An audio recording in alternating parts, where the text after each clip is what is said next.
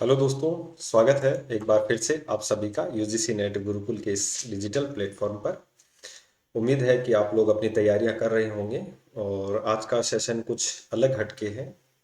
अभी राजस्थान में एक एग्ज़ाम होने वाला है 17 से 21 जनवरी 2026। रिट मेंस जिसे अपन कहते हैं या फिर थर्ड ग्रेड शिक्षक मुख्य भर्ती परीक्षा का एग्ज़ाम है, और जिसमें लेवल फर्स्ट और लेवल सेकंड दो जो पेपर हैं वो आप लोगों के होने वाले हैं। तो उस एग्ज़ाम को लेकर अपन चर्चा करने वाले हैं, और क्या उसमें आपका लास्ट 25 दिन में क्या करना है, कैसे करना है इसको लेकर, और क्या आपका सिलेबस रहेगा, कैसे रहेगा। तो ये सब अपन चर्चाएं करेंगे। तो इससे पहले यदि आप यूजीसी नेट की तैयारी करना चाहते हैं तो आप लोग हमारा जो ऑफिशियल एप्लीकेशन है जेआरएफ अड्डा, इसको डाउनलोड कर लें ताकि यहाँ से आप पेपर फर्स्ट और पेपर सेकंड की बेहतर ढंग से तैयारी कर सकें। और शुरुआत करते हैं, चलिए आज के सेशन की। आज हम जो बात करने वाले हैं वो बात करने वाले हैं रिट मेंस की। आज का जो अपना रहेगा रिट मेंस, या जिसे हम कहते हैं थर्ड ग्रेड मुख्य भर्ती परीक्षा, थर्ड ग्रेड टीचर एग्जाम। ठीक है, राजस्थान में जो कर्मचारी चयन बोर्ड है आरएसएसबी, और ये जो है वो इस एग्ज़ाम को लेता है, और इसके जो अध्यक्ष हैं आलोक राज जी, आप लोगों के बीच काफ़ी जो हैं रहते भी हैं सोशल मीडिया प्लेटफॉर्म के माध्यम से। बार बार उनके कई जो हैं चेतावनियां भी हम कह सकते हैं, या आप कमेंट्स भी कह सकते हैं कि एग्ज़ाम को लेकर आते रहते हैं। अभी जैसे हाल ही में उन्होंने सीईटी एग्ज़ाम को लेकर कहा था कि पेपर का लेवल इस बार थोड़ा सा बढ़ाएंगे, और जो है उसमें सिलेबस को भी बढ़ाने का प्लान है, पेपर के स्तरों को बढ़ाने का प्लान है, क्वालिफाइंग मार्क्स बढ़ाने का प्लान है। तो इसमें जैसे ये प्लान है वैसे ही जो अभी रिट मेंस होगा उसको लेकर भी उन्होंने अपना बयान दिया कि लगभग जो है वो 7,000 के करीब वैकेंसियां हैं लेवल फर्स्ट और लेवल सेकंड में, जिसमें लेवल फर्स्ट में 5,000 वैकेंसियां हैं और लेवल सेकंड में 2200 के करीब वैकेंसियां हैं। ठीक है, और एग्ज़ाम जो है वो 17 से 21 जनवरी 2026 को आपका एग्ज़ाम होना है, और लगभग आप लोगों के पास जो है वो शेष बचे हैं 25 दिन। ठीक है, तो इन 25 दिन में एक तो सबसे बड़ी बात ये है कि मैं करूँ यहाँ पर स्टूडेंट का जो दिमाग है वो कैसे डिस्टर्ब होता है। क्योंकि होता क्या है, जैसे ही एग्ज़ाम की डेट आ जाती है, हालांकि अभी फॉर्म बाद में भरवाएं, एग्ज़ाम डेट पहले से साल भर पहले से डिसाइड थी, वैकेंसियां कम आई हैं, और जो फॉर्म है वो 9 लाख से अधिक फॉर्म भरे गए हैं। तो यहाँ पर क्या है, 9 लाख फॉर्म भरे गए हैं। अब 9 लाख फॉर्म भरे गए हैं तो ये मतलब कोई छोटा मोटा क्राइटेरिया नहीं है कि 9 लाख, केवल 7,000 वैकेंसियाँ और 9 लाख स्टूडेंट जिन्होंने फॉर्म भरे हैं, एक बहुत बड़ी संख्या होती है। तो जब से ये आंकड़ा या विद्यार्थियों के मन में या माइंड के अंदर ये बात चल रही थी कि अब हमारा सिलेक्शन होगा या नहीं, अब हम तैयारी करें या नहीं करें, कैसे एग्जाम होगा, क्या पैटर्न रहेगा। तो देखो, पैटर्न तो आप ये मान के चलो कि आलोक राज जी खुद कह रहे हैं कि केवल फैक्चुअल या रिपीटेड क्वेश्चन नहीं होंगे, इस बार जो क्वेश्चन होंगे वो ऐसे क्वेश्चन होंगे जो आपका माइंड चेक करने के लिए होगा कि आपने कितनी गहराई से तैयारी की है। तो इसके अकॉर्डिंग अब आपको अपनी तैयारी करनी है। ठीक है, ये मोस्ट इम्पॉर्टेंट है कि आपका पेपर का लेवल अच्छा खासा होगा, और उसके अकॉर्डिंग ही आप लोगों को तैयारी करनी है। ठीक है, तो 25 दिन में अब आपने को क्या करना है।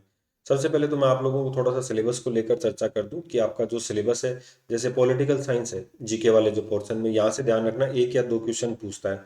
तो इसके अकॉर्डिंग ही आपको इंपॉर्टेंस देना। ये नहीं है कि पॉलिटिकल हर एग्जाम में अच्छे डीपली क्वेश्चन पूछे जा रहे हैं और यहाँ आप जबरदस्ती पॉलिटिकल पढ़ रहे हो, ऐसा कुछ नहीं करना है। एक या दो क्वेश्चन पॉलिटिकल के पूछता है राजस्थान की राज व्यवस्था या प्रशासनिक व्यवस्था से। तो इसमें ज़्यादा आपको गहराई में जाने की आवश्यकता नहीं है। दोनों पेपरों की अगर अपन चर्चा करें तो जीके वाला जो पोर्शन है वो लगभग सेम है, एक जैसा पैटर्न है। तो उसमें चाहे राजस्थान के इतिहास हो, राजस्थान का इतिहास हो, राजस्थान की कला संस्कृति हो, राजस्थान का भूगोल हो, ठीक है, और राजस्थान का भूगोल हो, तो या फिर अगर अपन बात करें इसमें करंट अफेयर्स हैं, योजनाएं हैं, शैक्षिक परिदृश्य में ध्यान रखना आप लोग थोड़ी सी योजनाओं को पढ़ के जाना। ठीक है, आपका चाहे सब्जेक्ट वाला भाग हो, सब्जेक्ट 120 नंबर का है, ये इंपॉर्टेंट है, ध्यान रखना। इसके अलावा आपका जो है साइकोलॉजी है 20 अंक का, या शिक्षक शिक्षण रीति रिवाज हैं, टीचिंग मेथड्स हैं, और जो है आप लोगों का कंप्यूटर है आईसीटी। ठीक है। तो ऐसे करके आईसीटी जो आपका रहेगा इसमें जो 10 अंक का, ठीक है, आईसीटी आपका 10 अंक का है और शिक्षा मनोविज्ञान 20 अंक का है और शिक्षण रीति रिवाज भी आपके 20 अंक के हैं। तो इस तरीके से जो आपका सब्जेक्ट वाला जो पोर्शन रहेगा ये काफ़ी ज़बरदस्त रहेगा। इसमें जो बच्चा अच्छे नंबर, क्योंकि यहाँ तक जो है वो सब बच्चों के नंबर एक जैसे रहेंगे लगभग, ठीक है, ये लेवल सबका एक जैसा रहता है। समस्या आती है कहाँ पर, सब्जेक्ट वाले पोर्शन में। तो आप इसके अंदर जो काम करेंगे वो आपको सफलता दिलाएगा। लेवल फर्स्ट और सेकंड का ये भाग सेम है और इस भाग में थोड़ा परिवर्तन है, ठीक है। आप लोगों को पता भी होगा लेवल फर्स्ट जो होता है वो 1 to 5 होता है और लेवल सेकंड जो है 6 to 8 क्लासों के लिए होता है। ये एसटीसी वाले स्टूडेंट होते हैं और ये बीएड वाले स्टूडेंट होते हैं। अब देखिए अपने को क्या करना है, लास्ट के जो 25 दिन बचे हैं, एक तो किसी प्रकार से भ्रमित नहीं होना है, अपने दिमाग को बिल्कुल शांत रखना है। सबसे पहले खुद के ऊपर काम करना है। ये नहीं है कि एग्जाम आ गए, उधेड़ बुन शुरू हो गई, तनाव ले लिया, भयंकर डिप्रेशन में आ गए, नींदें नहीं आ रही हैं, पढ़ाई नहीं जा रहा है, क्या करें क्या नहीं करें, ऐसा बिल्कुल भी नहीं होना चाहिए।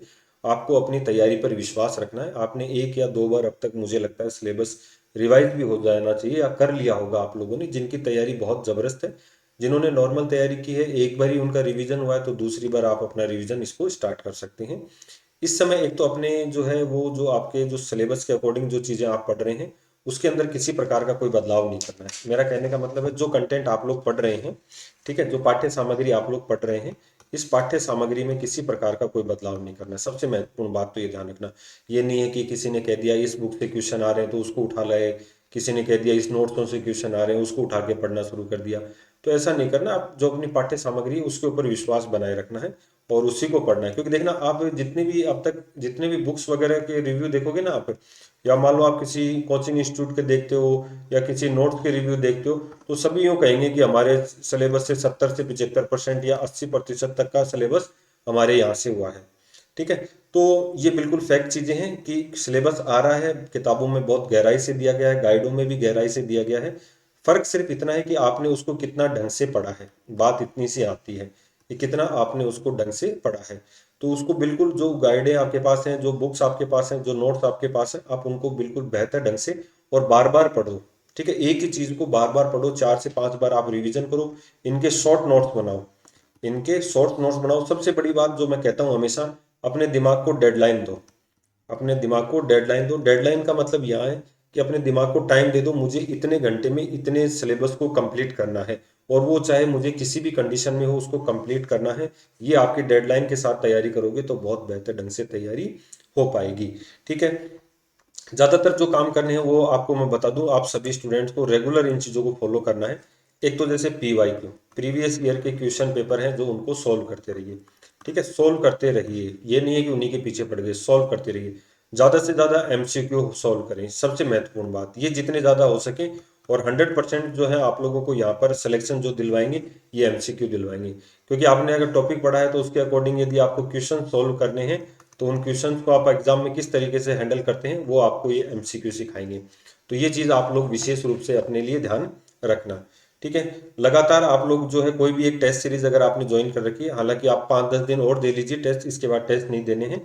जितने भी अगर आप टेस्ट दे सकते हैं वो टेस्ट दीजिए। और काफ़ी अच्छी टेस्ट सीरीजें चल भी रही थी इंस्टीट्यूटों की, तो वो भी अच्छा था। आप किसी भी एप्लीकेशन के माध्यम से दें, ऑफलाइन दें, लेकिन अब तक आपके जो इस महीने में आप अपने टेस्ट कंप्लीट कर दें जितने भी आपको देने हैं। क्योंकि लास्ट के जो 17 दिन हैं वो आप लोगों को कंप्लीट अपने रिवीजन पर फोकस करना है, MCQ सॉल्व करने हैं, PYQ सॉल्व करने हैं।